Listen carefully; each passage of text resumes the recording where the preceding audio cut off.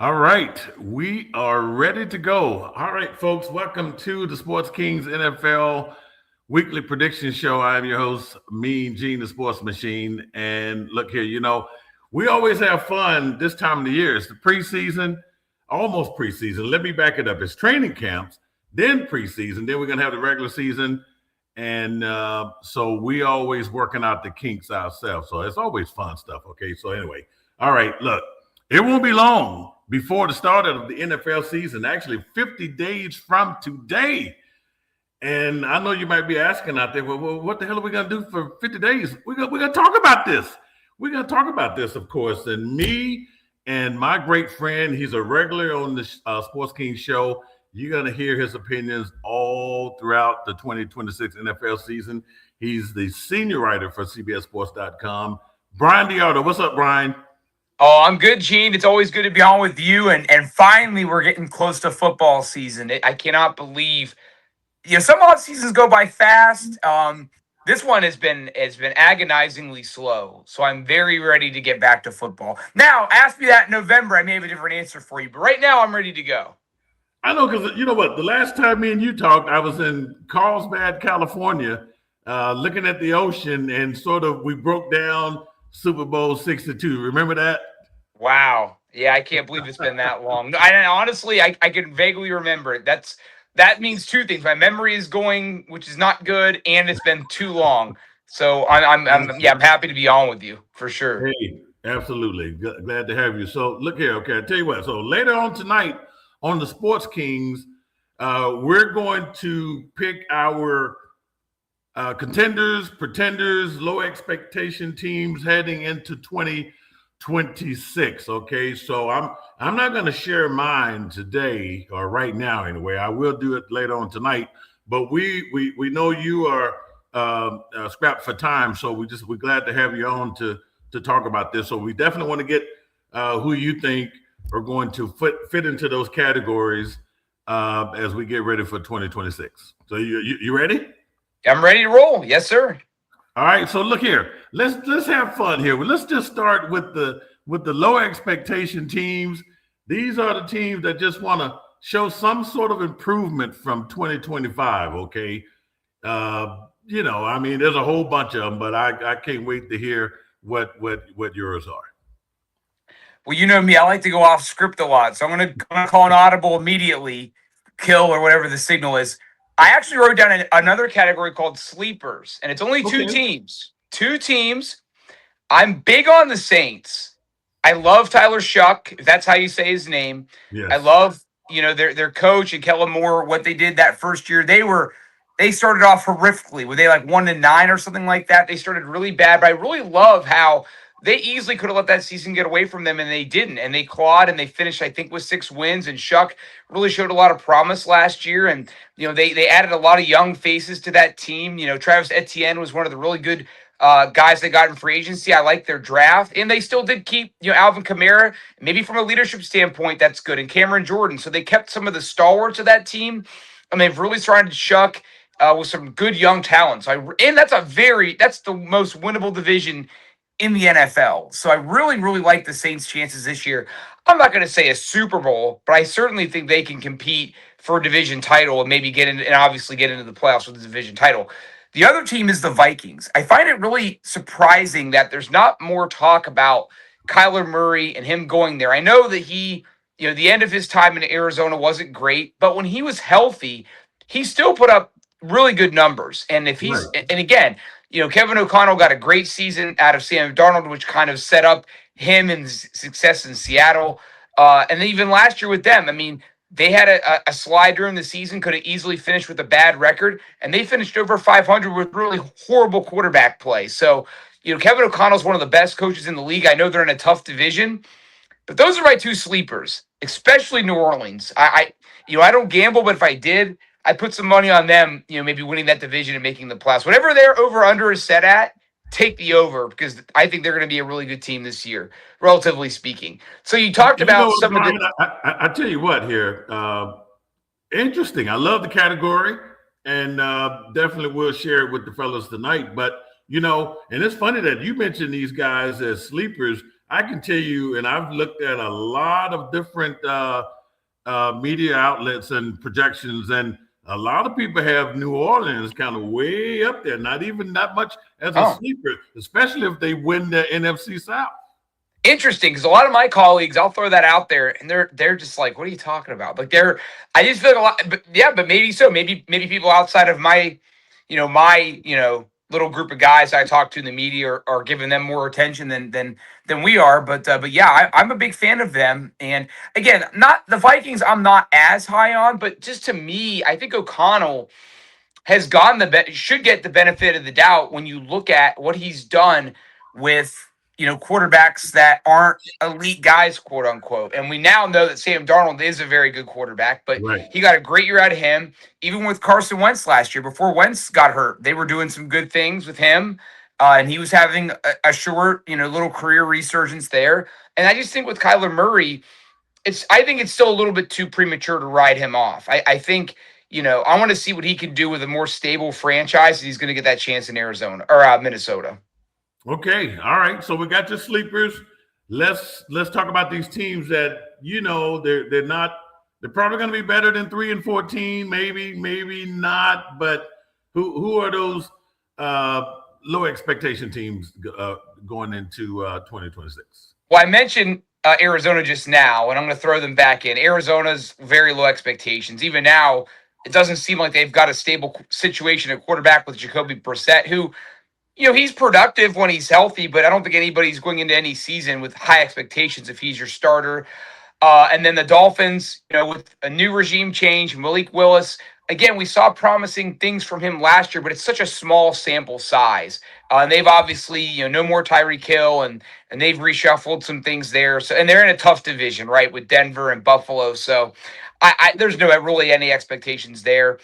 The Browns, I think in Cleveland, there might be some guarded optimism with a new coach, with Todd Monken. And, maybe if Deshaun Watson's healthy, they can do some things. But realistically, no. I think for them, if they can start to build a foundation that could lead to future success, that's really the benchmark for them this season for success. And then the Titans, they were probably the league's worst team last year. Another coaching change there. Seems like every team had a coaching change.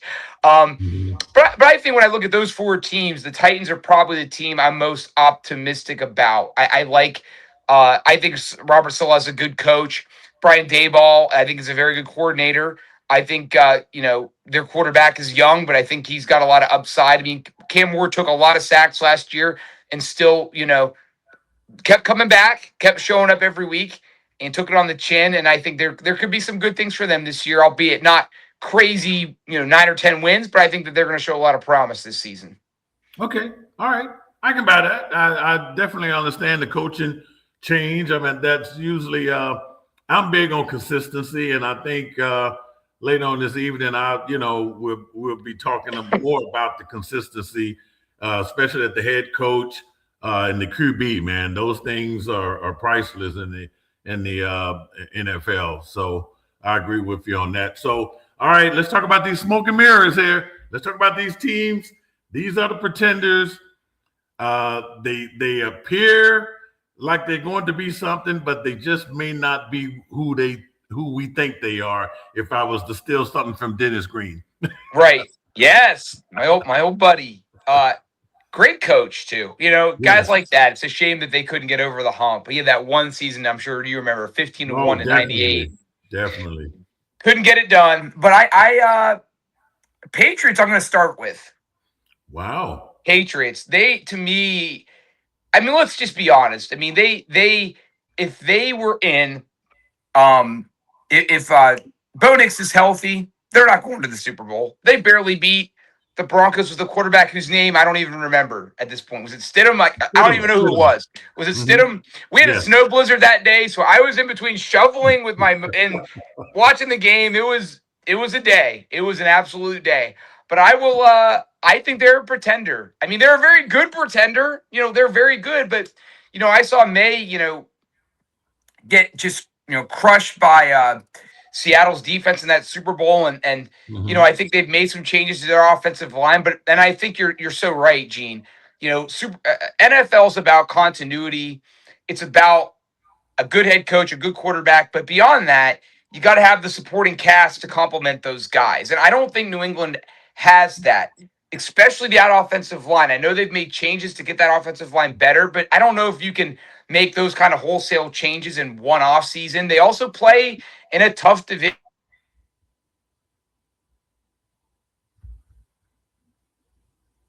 All right, I think we may have lost Brian. We will get him back on here.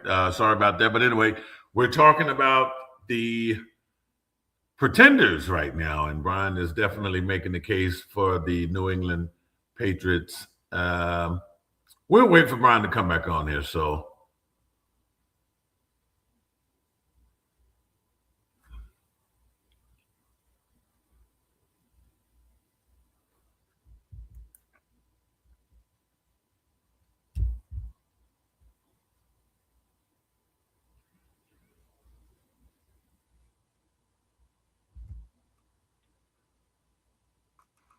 There we go. You got me? Sorry about that, yeah, Gene. I got you. No worries.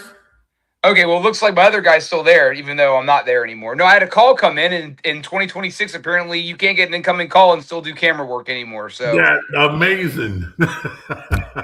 so I apologize for that, even though my camera's still there. But okay. You were talking about New England, right? right, yeah, I just think they're a contender or a pretender rather, and I just think the main thing again, pardon me, is I don't know, I just don't feel that confident in Drake May. I don't feel terribly and I know they got AJ Brown, which was great, but I also think too, there's the ongoing Super Bowl hangover from the runner-up, and that's a real thing. I mean, very rarely has there been a Super Bowl loser that's come back and been good the next year. And then the elephant in the room, obviously, is the Mike Vrabel offseason. He clearly didn't have a great offseason. Yeah. And as much as the story's somewhat faded into the backdrop, it's going to be around them for a while, in my opinion. And I just think there's too much negativity around them, and I mean, we all know AJ Brown is very much like Terrell Owens, a less talented version of Terrell Owens, where he's a good soldier to a certain point, and then at some point it's going to go south. And so you wonder when it's going to go south. And that's kind of the irony with getting rid of Stephon Diggs, who had character issues. By all accounts, he was a good player and a good locker room guy for the Patriots last year. And then you bring in Stephon Diggs, or not Stephon Diggs. I just talked about him. There's Brown, and Brown has the same kind of character flaws. And so I don't know how well that's going to go. Another really good team that I also think is a pretender as well is the Detroit Lions. I mean, since Ben Johnson left, it's only been 1 year, but they certainly regressed last year. I think that window is probably closed. And I like Jared Goff. He's a very good player, but I think he probably had his window to win a Super Bowl, and that like I said, it's probably closed. I think losing Montgomery really hurt them, even though Gibbs was really good last year until the end. He kind of faded and burned out, I think. Their defense has been a huge issue for the last couple of years. I don't see it getting any better this year. So, yeah, I mean, I think the Lions are just another one. The Commanders, again, I don't think people are really talking about them as a great team, but I do think people think they might rebound from last year's tough season. I don't think they necessarily will. The Texans are another one. Great defense, good supporting cast, but we don't know about CJ Stroud. And I love CJ Stroud, but he just hasn't made that next jump. Right. And so until he does, you got to kind of label them as a pretender. The Buccaneers, I think, are too. They had a backslide last year as well. And America's team, pretenders. They always are. And even though they've got Prescott, who's good, and they got good complementary weapons, and I thought Schottenheimer did a good job with them last year. Right. I thought he was really creative with that offense and kind of took it to another level after Mike McCarthy was there. Mm-hmm. And just like AJ Brown, George Pickens, we know that's going to be bad. We know there's going to be at least 2 or 3 bad headlines with him this year, especially a contract year. That's just not good. So those are my pretenders.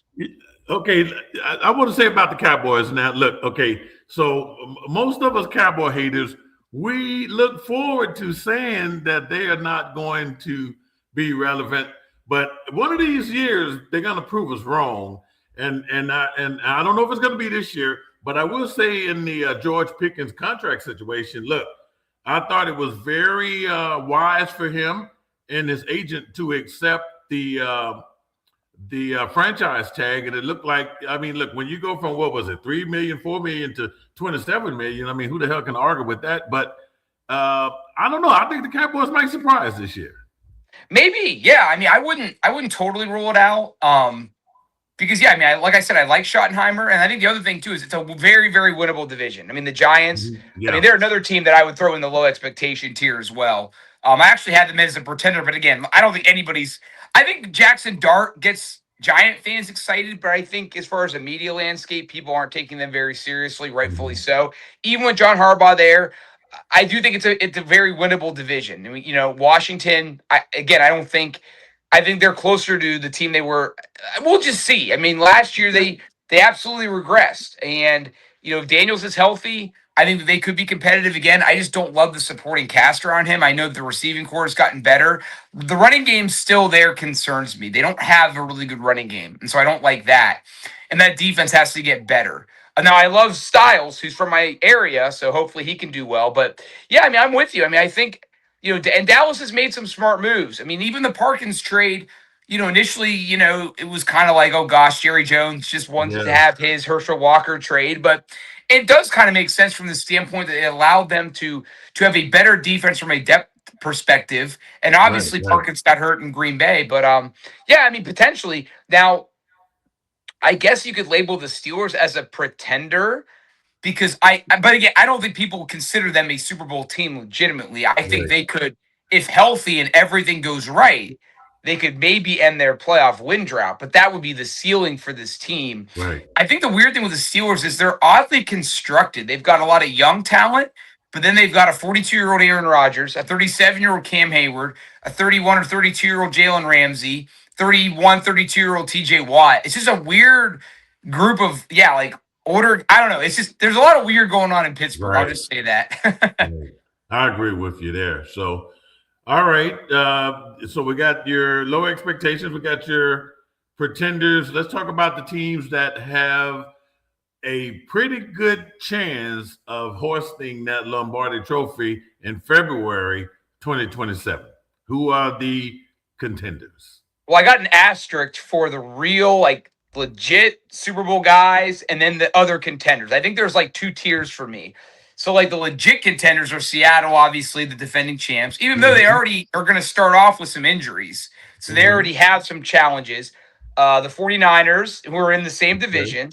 The Rams are in the same division, who I think there are a lot of people's, I think, trendy pick to go to the Super Bowl this year. So you got three teams from the same division, once again, that are among the main contenders. And then alongside them, I would probably put the Bills, who just every year just seem to be knocking on the door. Another coaching change with them.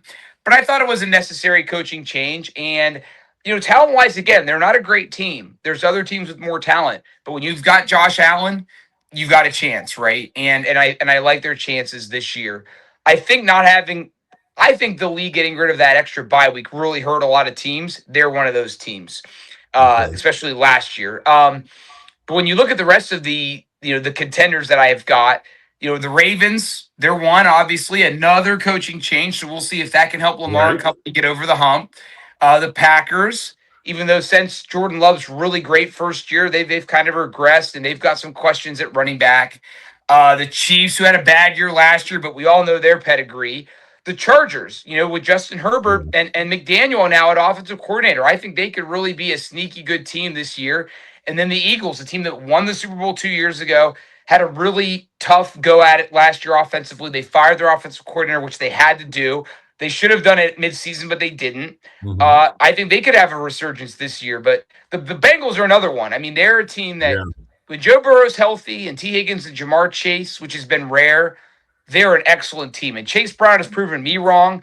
I thought that he was just more of like a scat back. He's proven to be an every down back. I mean, he's been a very good player. They added Dexter Lawrence and a lot of other good players to that defense this offseason. So, I mean, and they're in a very, very winnable division. So, if Joe Burrow is healthy, that team is going to make a run. That's for sure. I agree on Cincinnati. And I tell you what, your list, man, you know, look, I haven't even revealed mine, and it's almost like you copycatted off mine without even seeing it, right? But I want to talk about the Bengals real quick, and then we sort of because I know you cover the AFC North for CBS Sports.com. So as far as the Bengals, one of the things, the thing that is obvious is that Zach Taylor, the coach, right? Yeah, he is now the tenured coach in that division. So that's wild to me. Yeah, that is really so. And we go talking about consistency again. The only thing that could get in the Bengals' way, and it has gotten their way over the last few years, is coming out with a very slow start. I got to think, and I know you be watching them in camp, and I'll try to get as much information as I can. They have to come out the gate, yes, tough, to give them that edge, and maybe even the AFC North. You're exactly right. And like I went back to, in my opinion, and the NFL doesn't care about my opinion. I think that I think expanding the playoffs was a really bad thing for the league. I think adding, let's be honest, has any 7th seed even advanced beyond the wild card round? Like, I don't even think that's happened yet. So, I mean, really, you sold more merchandise. You got another game that you could broadcast. That's awesome. But really, I think it's hurt the league, and it's hurt that team that finishes with the 2nd seed. You get nothing for it, and that cost Saquon Barkley a rushing, breaking Eric Dickerson's record a few years ago because he had to play in the next week. If the Eagles got a bye, he probably is going to get that record. But I digress. I think for the Bengals to, on that point, they've got to start out strong, like you said. I mean, even in their Super Bowl year, 2001, I want to say, or 21, I want to say they were like 5-4 or something like that until they really they broke out and finished strong. So even that year, they didn't start out great. And you mentioned Zach Taylor. I think Cincinnati fans are. I don't think there's any Cincinnati fan that loves him. I think more skeptical of him. I think from a culture standpoint, he's a really, really good coach. I don't know if has had. I mean, Lou Anarumo was a really good defensive coordinator, but I think offensively he would benefit by getting at least a senior offensive assistant that's been around the league, that's seen the trends. Maybe Todd Haley or somebody like that. I don't know, but I do think he could kind of get maybe somebody offensively that can come in and kind of help him in some situations. But from a culture standpoint, he's done a great job there, and he had a losing season last year, but there were just way too many things that went against them. But there's, you look at the 23 and 24 seasons where they didn't make the playoffs and Burrow got hurt. They had these tough stretches. Right. They still finished with winning records, which to me is not insignificant. Like, that means they've got a strong locker room culture. He's gotten guys that have bought into the process. And yeah, I mean, they've got to start out strong. And I don't have their schedule in front of me, but I mean, they play in the AFC North. And I think for them, they've got to, go to Baltimore and win. They've got to take care of Cleveland, which is giving them fits for whatever reason. I'm not quite sure why. Now, Myles Garrett's gone, so that might remedy the issue. That should help. But they haven't had problems in Pittsburgh, especially when Joe Burrow is healthy. I don't think he lost there his rookie year when the Bengals weren't very good. But ever since then, he's had the Steelers' number, especially in Pittsburgh. So here's a nitpicky thing with them. I would have liked them to maybe add another piece at running back. Najee Harris is still out there. And maybe get another good 3rd receiver. I think Andre Yosevach is a very nice 4th receiver. I don't really like him in the slot where he is right now. And so I think that could have been something they had done, especially, again, with the injuries to Higgins and Chase. I think another receiver never hurts. But, yeah, I think they're a team that if they're healthy and they start out strong, they could absolutely compete in the AFC. Okay. All right. So, look here. We got about 5 minutes here. And then 5 minutes, I know you wrote an article a couple of weeks ago on Aaron Rodgers and the expectations for him and Mike McCarthy and the Pittsburgh Steelers. So do you mind sharing that? No, not at all. And thanks for plugging that. I appreciate it. I'm actually ranking the top 100 players ever, which I'm regretting making that pitch because it's a lot of work. And I don't know if Franco Harris is going to make it. Like, that's like one of the players I'm like him and Michael Irvin are like on the fringe right now. So I got to try to figure that out. But yeah, I mean, I kind of mentioned it a little bit earlier on the show. When I look at the Steelers this year, it's just kind of a weird collection of players where you've got some young guys with talent and promise. Like, this offensive line, I think, could be really, really good. I think it's the Steelers' best offensive line since like the Villanueva, Pouncey, DeCastro, Ramon Foster days. Like, I think probably from 2014 to 2018, it was the best line in the NFL. Like, them and the Cowboys, probably the 2 best lines in the league. And so, yeah, I think that line is in a great shape. I think that Rodgers can take advantage of that. They got Pittman, they got Jeremy Bernard, the rookie. Even though with rookies, you got to kind of pump the brakes about expectations, especially guys that aren't like top 10 picks. Like we all know Jamar Chase was great as a rookie. But with Bernard, let's pump the brakes. But they've got Metcalf and Pittman that I think can maybe help him along, and they've got Roman Wilson that's going to compete with him as well. Right. So I think offensively, they're a really strong team. And I think if they had a younger version of Rodgers and maybe a younger version of like Cam Hayward and T.J. Watt and Jalen Ramsey, this is a Super Bowl team. I really believe that. But I think with Rodgers, with his age and Watt, in a prove it season, at least for me, for him, and Ramsey being the age he is, I think that you do wonder if I don't think they have the top end talent to get there. Right. I think that they're a very nice team. If Rodgers can stay healthy, and I think the main thing with MeanGene, and I wrote this in my story, the thing last year, it came to a head in the playoff loss to Houston. They relied still way too much on Rodgers. That playoff game against the Ravens fell on his shoulders. Yeah. Both wins against the Ravens fell on his shoulders. Too many games he had to will them back. I mean, and I think to me, you've heard it forever in Pittsburgh since Le'Veon Bell. We got to get back to having a great running game, and they haven't had it. And I think Najee was good. He didn't have great vision. He was still a good player. They didn't have the offensive line with him. That's the bottom line. They have the offensive line now. They've got two running backs with Jalen Warren and Rico Dowdle that can get it done. They need to have an identity. That, to me, has been the biggest thing missing with the Steelers in recent years. You've got to be a team that leans into the running game, controls the ball. Rodgers makes the necessary throws when he has to keep the chains moving, to keep defenses honest. And that's what Rodgers can still do at this age. He cannot carry you at his age. He just can't. Right. And you've got to have a defense that's opportunistic, that makes turnovers, it gets after the quarterback. And I think that they're capable of doing those things. But like I said, I just think the lack of a top-tier talent, I think at the end of the day, is going to hurt them. Not to mention they play in a division with Lamar Jackson, with Joe Burrow. But I think in Pittsburgh, they want to win a Super Bowl every year. But I think they more importantly and more realistically, I think if they win a playoff game, which they haven't done in 10 years, you can write it off as a successful season. And I think if they get the right matchup in the playoffs, they've got a more balanced team than they did a year ago. I think they can get it done. The biggest thing they needed to do this offseason was get more help at receiver, and they emphatically did. And I think that could be a difference between them losing again in the playoffs and them winning in the playoffs. But again, they got to have a good matchup. Okay. All right, I'll take it, man. And as you know, I'm right there with you, man. Yes, sir. I know it. Yes, sir. All right, Bryan. Hey, look, as always, it's a pleasure having you on. I know we got to let you run, and we will circle back. We look forward to getting you back on with the guys because they love to talk to you. Yeah, man. I miss them, so please give my best to them, and I can't wait to do predictions where they embarrass me and make me question my professional ambitions once again. All right, thanks, Bryan. All right, thank folks. you. CBSSports.com senior writer Byran DeArdo joining us here on the Sports Kings NFL Prediction Show. And we will be right back after this.